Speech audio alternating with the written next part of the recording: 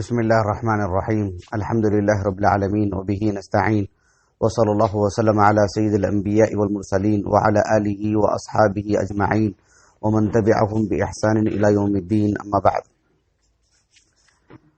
اللہ سبحانہ وتعالی کی صفات علیہ سے متعلق پچھلے 3 سال سے یعنی قواعد بھی بیان کیے جا چکے ہیں، اور پھر اللہ سبحانہ وتعالی کی صفات کا ایک بڑا حصہ بھی بیان کیا جا چکا ہے، الحمدللہ وحدہ۔ آج کی اس نشست میں انشاءاللہ اللہ سبحانہ وتعالی کا ایک عظیم نام القدوس، جس کے معنی سے اللہ سبحانہ وتعالی متصف ہے، تو اس سلسلے میں آپ کے سامنے گفتگو کی جائے گی انشاءاللہ۔ اللہ سبحانہ وتعالی کا یہ نام اور اس صفت سے متعلق وہی قاعدہ ہے جو پچھلے یعنی کئی صفات سے متعلق ہم نے ترکیز کرتے آ رہے ہیں۔ تو نہایت اختصار کے ساتھ، کیونکہ مجھے ابھی سفر میں بھی نکلنا ہے، تو نہایت اختصار کے ساتھ میں یہ باتیں آپ کے سامنے رکھوں گا انشاءاللہ کہ اللہ سبحانہ وتعالی کا جو نام ہے القدوس، یہ مبالغہ کا صیغہ ہے القدس سے، جس کے معنی آتے ہیں الطہارہ کے، یعنی اللہ سبحانہ وتعالی کو ہر طرح کے عیب سے، ہر طرح کے نقص سے منزہ ذات کے طور پر اس کی منزہ جو ذات ہے اس کو بیان کرنا، اللہ سبحانہ وتعالی کی پاکی بیان کرنا، یہ اس کا معنی ہے القدوس۔ اور السبوح عربی زبان میں یعنی فاعول ہی کے وزن پر کوئی بھی اسم آتا ہے، یعنی یہ 2 ہی اسم ہیں جو یعنی فا جو اس کا حرف آغاز میں فا کلمہ، وہ جو ہے یعنی ضمہ اس پر ہے، یعنی سبوح اور قدوس، یہ 2 ہی اسم آتے ہیں۔ بہرحال اللہ سبحانہ وتعالی کا نام جو ہے القدوس، یہ قرآن اور حدیث میں ثابت ہے۔ اللہ سبحانہ وتعالی کا نام جو القدوس ہے، میں نے کہا کہ بنیادی طور پر اس کا جو معنی ہے الطہارہ۔ قرآن مجید میں جبرائیل علیہ السلام کو بھی روح القدس کہا گیا ہے۔ ایک سورہ ہے سورۃ النحل، اس میں اللہ تعالیٰ نے فرمایا قل نزلہ روح القدس من ربک بالحق، یعنی قرآن مجید کو اللہ رب العالمین نے جو نازل کیا ہے وہ جبرائیل علیہ السلام کے ذریعے سے رسول اللہ صلی اللہ علیہ وسلم تک پہنچایا گیا ہے۔ گویا کہ اس کا معنی یہ ہے کہ روح القدس جو جبرائیل علیہ السلام کو کہا گیا ہے، یعنی جبرائیل علیہ السلام انسان بشری جو اجناس ہوتے ہیں، اجناس کہہ رہا ہوں یعنی بشری جو گندگیاں ہوتی ہیں ظاہری طور پر، اندرونی طور پر، کسی طور پر بھی، اس سے اللہ رب العالمین نے انہیں مطہر رکھا ہے، اس سے اللہ رب العالمین نے یعنی انہیں پاک رکھا ہے۔ زمینی اعتبار سے اللہ رب العالمین نے ایک جگہ پر قرآن مجید میں فرمایا سورۃ المائدہ میں موسیٰ علیہ السلام کی زبانی یا قوم ادخلوا الارض المقدسہ التي كتب اللہ لكم، الارض المقدسہ یعنی الارض المبارکہ کے معنی میں، سبحان الذي اسرى بعبده ليلا من المسجد الحرام الى المسجد الاقصى الذي باركنا حوله لنريه من آیاتنا۔ تو گویا کہ وہ آیت کریمہ کی تفسیر اس آیت کریمہ کے ذریعے سے ہو جاتی ہے۔ بہرحال اللہ سبحانہ وتعالیٰ کے لیے یہ اسم کتاب و سنت میں ثابت ہے۔ آپ دیکھیں گے قرآن مجید میں بھی سورۃ الحشر کی بالکل اواخر میں اللہ رب العالمین نے اپنے کئی نام ایک ہی سلسلہ وار بیان فرمایا ہے۔ هو اللہ الذی لا الہ الا هو الملک القدوس السلام المؤمن۔ تو اس آیت کریمہ میں القدوس اللہ رب العالمین کا نام مذکور ہے۔ سورۃ الجمعہ کی جو پہلی آیت کریمہ ہے یسبح للہ ما فی السماوات وما فی الارض وما فی الارض الملک القدوس العزیز الحکیم، القدوس اس آیت کریمہ میں بھی مذکور ہے۔ احادیث مبارکہ میں بھی القدوس یہ نام مذکور ہے۔ معروف حدیث مبارکہ ہے صحیح مسلم کی کتاب الصلاح میں، ایک تابعی ہیں، اوساط تابعین میں ان کا شمار ہوتا ہے، مطرف ابن عبداللہ ابن الشخیر، ان کے والد صحابی رسول ہیں۔ یہ کہتے ہیں کہ ام المومنین عائشہ رضی اللہ عنہا نے انہیں خبر دی کہ آپ علیہ السلام رکوع اور سجدے میں یہ دعا پڑھا کرتے تھے سبوح قدوس رب الملائکۃ والروح۔ چونکہ عام طور پر لوگ سبحان رب العظیم اور سبحان رب العلیٰ یہی رکوع اور سجدے میں پڑھتے ہیں، تو اس سلسلے میں جو متنوع ادعیہ ہیں وہ لوگوں کے علم میں نہیں ہیں، یا ہیں تو اتنا شور نہیں ہوتا ہے کہ اس کا کبھی اہتمام کریں۔ یہ دعا بھی اللہ کے رسول سے ثابت ہے صلی اللہ علیہ وسلم۔ رمضان المبارک کے مہینے میں جو تراویح کا اہتمام ہوتا ہے اس میں سب جانتے ہیں کہ تراویح کے بعد صلاۃ الوتر پڑھی جاتی ہے، حالانکہ وہ اسی وقت میں پڑھی جانے والی دعا نہیں ہے، یہ تو زندگی بھر سے متعلق تھا عمل اللہ کے رسول کا صلی اللہ علیہ وسلم۔ ایک حدیث آتی ہے سنن ابی داؤد میں کتاب الوتر، سید القراء ابی بن کعب رضی اللہ عنہ اس حدیث کے راوی ہیں، وہ کہتے ہیں کہ آپ علیہ الصلوۃ والسلام جب صلاۃ الوتر سے فارغ ہوتے تو آپ کہتے سبحان الملک القدوس۔ الملک القدوس، ان دونوں میں جو دو نام ہمیشہ ذکر کیے جا رہے ہیں ایک ساتھ، سورۃ الحشر میں بھی، سورۃ الجمعہ میں بھی اور یہاں پر بھی، اس لیے کہ اللہ رب العالمین الملک ہے، اللہ سبحانہ و تعالی پوری کائنات کا مالک ہے، لیکن وما ربک بظلام للعبید، اللہ سبحانہ و تعالی پر حرف ہی نہیں ہے اس معنی میں کہ کوئی اس پر انگلی اٹھائے، کوئی اس سلسلے میں بات کرے، کسی بھی نظم سے متعلق، کسی بھی اللہ رب العالمین کے حکم کے مطابق، حکم سے متعلق کوئی کہے کہ اس میں کہیں نہ کہیں ظلم ہے، کہیں اس میں ظلم نظر آ رہا ہے، نہیں، سبحان اللہ۔ اس لیے اللہ نے کہا کہ الملک القدوس کہا اللہ رب العالمین نے۔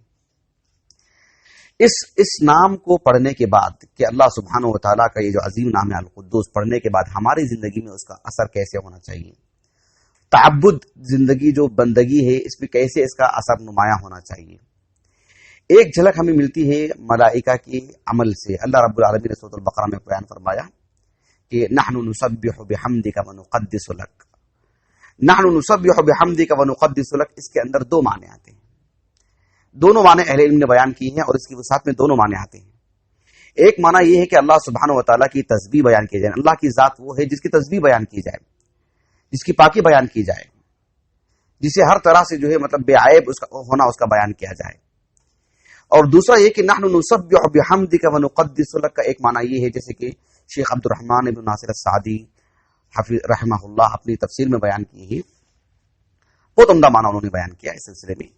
کہا کہ ملائکہ گویا کہ یہ کہہ رہے ہیں کہ اے اللہ، یعنی اللہ سبحانہ و تعالیٰ نے ملائکہ کے حق میں یا ملائکہ نے اپنے لیے دعایا کلمات کے طور پر یہ کہہ رہے ہیں یا اخبار کے طور پر یہ بات کہہ رہے ہیں کہ اے اللہ، ہم ہمارے اخلاق کو یعنی اچھے سے اچھے بناتے ہیں، ہم پاکیزہ اخلاق رکھتے ہیں، یعنی ہمارے دل میں صرف تیری محبت، ہمارے دل میں صرف تیری خشیت۔ تو اس اعتبار سے یعنی ہم ہمارے اخلاق کو یعنی جو رذائل ہیں، جو سفاسف الامور ہیں، اسے ہم مطہر رکھتے ہیں، ہم تطہیر کرتے ہیں، ہم اچھے اخلاق کے پابند بنتے ہیں، برے اخلاق سے اپنے آپ کو بچا کے رکھتے ہیں۔ نحن نسبح بحمدک ونقدس لک، گویا کہ یہ معنی انہوں نے اس کا بیان کیا ہے۔ اس کی مثالیں اور بھی ملتی ہیں ہمیں احادیث مبارکہ میں کہ اس نام کا ہمارے اندر کیسے اثر ہونا چاہیے۔ ایک بحیثیت مسلمان اللہ تعالیٰ کے اس نام کو پڑھتا ہے تو اس کے اخلاق، اس کا اندرون، اس کا دل، اس کی زبان غلاظتوں سے صاف ہونی چاہیے۔ دیکھیے وہ حدیث مبارکہ اپنے سامنے رکھیے۔ امام ابن ماجہ رحمہ اللہ اپنی السنن کی ایک کتاب ہے کتاب الفتن، اس میں اس حدیث کو لے کر کے آتے ہیں کہ آپ علیہ الصلوۃ والسلام کے پاس ایک اعرابی آئے، ایک دیہاتی، اور آ کر کے آپ علیہ الصلوۃ والسلام نے اس سے قرض لیے تھے، تو اپنا قرض مانگ رہا تھا۔ وہ آپ علیہ الصلوۃ والسلام سے جب وہ قرض مانگ رہا تھا تو اس میں تھوڑی سی سختی بھی لا رہا تھا، اتنی سختی لا رہا تھا وہ، کہا کہ احرج علیک والا قضیتنی، میرا قرض ادا کرو پھر دیکھو میں کتنی سختی کروں گا تمہارے اوپر۔ کافی سختی کی اس نے اللہ کے رسول کے سلسلے میں صلی اللہ علیہ وسلم۔ آپ علیہ الصلوۃ والسلام کی سلسلے میں جب اس نے سی باتیں کی تو صحابہ سے رہا نہیں گیا، صحابہ نے ڈانٹا اس کو اور کہا کہ ویحک تدری من تکلم، تیرے تو ہلاکت سے عقل نہیں، تجھے کس سے بات کرنا نہیں معلوم ہے، تجھ کو کس سے مخاطب ہو رہا ہے تو۔ اس نے کہا کہ اطلب حقی، میرا جو حق ہے بس میں اپنا حق مانگ رہا ہوں۔ آپ علیہ الصلوۃ والسلام کے عالی اخلاق دیکھیے۔ آپ علیہ الصلوۃ والسلام نے صحابہ سے کہا کہ ہلا کنتم مع صاحب الحق، جس کا حق ہے تم اس کی طرفداری نہیں کر سکتے تھے تم؟ ایسے کہا اللہ کے رسول صحابہ سے۔ جس طرح سے آج ہم اپنے دوستوں کی حمیت میں، اپنے رشتہ داروں کی حمیت میں اپنوں کی محبت میں ہم دیکھتے ہیں کہ ہاں ہم تیرے ساتھ ہیں، کم از کم اتنا تو کریں گے، یہ کہا نہ دیتا کر کے دیتا دیتا کبھی بھی دے گا، آج نکل دے گا، رہنے دیجیے، ایسے کر کے ہم طرفداری کرتے ہیں نا. یعنی انصر اخاک ظالما او مظلوما یہ ہے ہی نہیں ہمارے پاس. ایک ظالم کا ظلم سے ہاتھ پکڑا جائے اتنی ضرورت ہے ہی نہیں، اتنی قوت ہے ہی نہیں. یا قوت ہے بھی تو ہم اپنوں کے سلسلے میں اور دوسروں کے سلسلے میں جو ہے ایک الگ سا نظریہ رکھتے ہیں. اللہ کے رسول نے صحابہ کو تعلیم دی، هل كنتم مع صاحب الحق. اس کے بعد آپ علیہ الصلوۃ والسلام نے خولہ بنت قیس رضی اللہ عنہا جو حمزہ بن عبد المطلب کی بیوی تھی، آپ علیہ السلام کے رشتے میں چاچی تھی، وہ ان کے پاس ایک صحابی کو بھیجا کہ کچھ کھجور ہو تو ان کو بولیے کہ دینے کے لیے، قرض کے طور پر. کتنے خوددار تھے اللہ کے رسول صلی اللہ علیہ وسلم، اپنے چچا کے گھر سے کھجور منگوا رہے ہیں اور قرض. اور آپ علیہ السلام جیسی مانگا ان سے قرض، انہوں نے قرض دیا کھجور خولہ بنت قیس رضی اللہ عنہا. تو آپ علیہ السلام نے اس شخص کو دے دیا، عربی کو، دیہاتی کو، اور وہ کھا لیا، اپنا حصہ لے کے چلا گیا. اور جاتے ہوئے کہا اوفیت اوف اللہ لک، تم نے تو میرا حق پورا ادا کر دیا اور اللہ تعالیٰ تمہارے ساتھ پورا مکمل معاملہ فرمائے. وہ بات ہو گئی. اس کے بعد اللہ کے رسول کی جو نصیحت ہے وہ قابل غور ہے. آپ علیہ السلام نے فرمایا کہ اولئک خیار الناس، معاشرے کے سب سے بہترین تو وہ لوگ ہیں جو لوگ دوسروں کا جو حق ہے وہ حق ادا کرتے ہیں. اس کے بعد اللہ کے رسول نے کہا صلی اللہ علیہ وسلم کہ لا قدست امت انہ لا قدست امت، وہ قوم کی کبھی تطہیر نہیں ہوگی، وہ قوم کو اللہ سبحانہ و تعالیٰ کبھی پاک نہیں کرے گا جس قوم میں ایسے کمزور لوگ ہوں. لا یأخذ الضعیف حقہ، جس قوم کا کمزور اور مظلوم انسان اپنا حق بھی نہ لے سکتا ہو. غیر متعتعین، ہاں لیتا بھی ہے تو ہچکچا کر کے. جس نے قرض لیا ہے وہ تو ڈنگے کی چوٹ پہ لے رہا ہے، اور جو اپنا حق مانگنے کے لیے آ رہا ہے وہ ڈر رہا ہے، وہ کہ میں پوچھوں گا تو کیا بولیں گے. نوبت جس قوم میں ایسی آتی ہے، انہ لا قدست امت، کہا اللہ کے رسول نے صلی اللہ علیہ وسلم. میں اور آپ اور ہماری آواز جہاں تک جا رہی ہے ہمیں ہوش کے ناخن لینا چاہیے. ایک شخص کا حق ہے، وہ آ کر کے پوچھے، اس کا حق ہے وہ، لیکن وہ شرما رہا ہے، وہ ہچکچا رہا ہے، وہ ڈر رہا ہے، وہ خوف زدہ ہے، اور ہم پھر رہے آرام سے، اور کسی کو ضرورت نہیں کہ جو اپنا حق آ کر کے ہم سے پوچھے. یاد رکھ لیجیے کہ اس قوم کو اللہ پاک نہیں کرتا ہے. یہ اسلام کا اثر ہے. اسلام کا اثر ہونا چاہیے ایک مومن پر کہ لوگوں کے حقوق ادا کرنا. اس لیے اللہ نے کہا کہ الملک القدوس، اللہ نے ہمیں کچھ اختیارات دیے ہیں، ان اختیارات کا صحیح فائدہ اٹھانا بھی اللہ تعالیٰ کی القدوس یعنی اس نام کی بندگی کا تقاضا ہے. ایک دل دہلا دینے والی حدیث سناتا ہوں میں آپ کو. امام ابن ماجہ رحمہ اللہ اپنی سنن میں ایک حدیث لے کر کے آئے ہیں. جابر بن عبداللہ اس کے راوی ہیں رضی اللہ عنہ، کہ آپ علیہ الصلوۃ والسلام ان صحابہ سے کہا جو حبشہ سے ہجرت کر کے آئے تھے مدینے کو، کہا کہ الا تحدثونی بأعاجیب، کہ تم ایسے عجیب و غریب چیزوں کی مجھے خبر نہیں دو گے جسے تم نے حبشہ میں دیکھا ہوگا. بما رأیتم فی ارض الحبشہ، حبشہ میں جو تم نے دیکھے ہیں کچھ عجیب و غریب مناظر دیکھے ہوں گے نا، وہ مجھے بیان کرو. کچھ نوجوان تھے، انہوں نے کہا کہ ہاں کیوں نہیں اللہ کے رسول، ہم ضرور خبر دیں گے آپ کو، اور ایک عجیب واقعے کی خبر دیں گے. کہا کہ ایک بوڑھی عورت تھی، یہ سب واقعہ صحیح بآسانی سے صحیح ہے.